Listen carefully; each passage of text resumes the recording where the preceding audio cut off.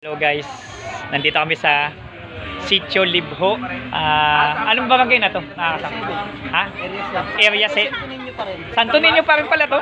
Yun, barangay Santo Niño. No? So, Paranaque. So, yan si Bossing, yung pinakamalupit dito na technician, si Bossing.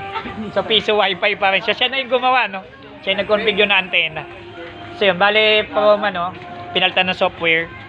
And then, sira din yung, wala siyang USB to lang. Binalit namin sa USB to lang.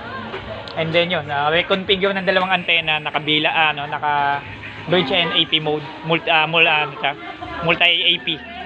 So okay na okay. Ayun si Mayari, yung pinakamalupit. So solve na sila. So pwede na kayong pakawalan.